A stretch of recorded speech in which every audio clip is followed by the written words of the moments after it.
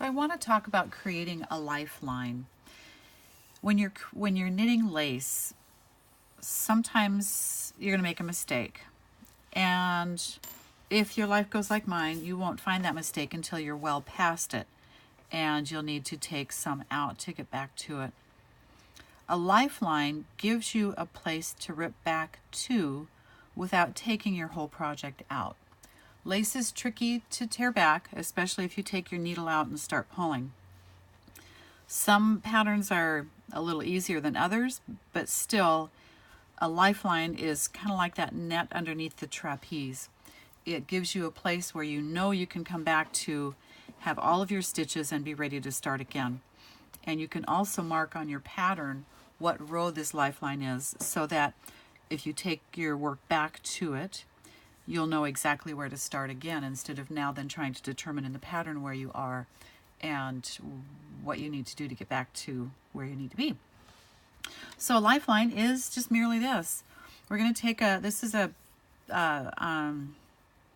non-fuzzy yarn, so cotton, linen, something that's a different color and something that is a smooth texture is what you need. String it onto a tapestry needle, and then you're just going to go through, at the bottom of the needle, you're going to go through your stitches. You can do one at a time, you can do a few at a time. You'll leave a good long strand on one side and a good long strand on the other. Well, here's a marker. Do not go through your marker. Skip the marker, go around it.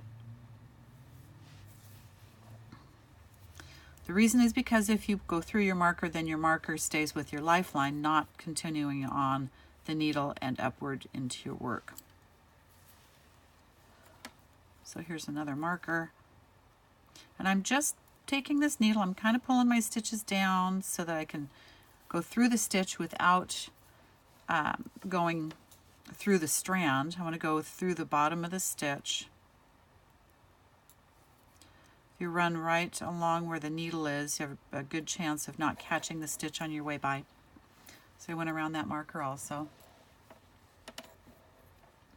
So this is called a lifeline.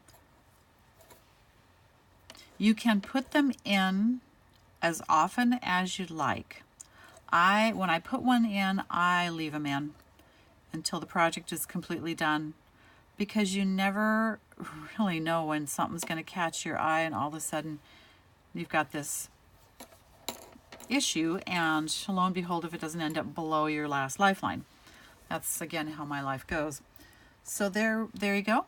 For lifeline, all you need is a tapestry needle and a piece of yarn or dental floss or something that you can strand through these stitches. So now you can take back anything you create above this. You can rip it right back. When it hits this lifeline, it will stop ripping and you'll have every stitch available to you to put back onto a needle and start again.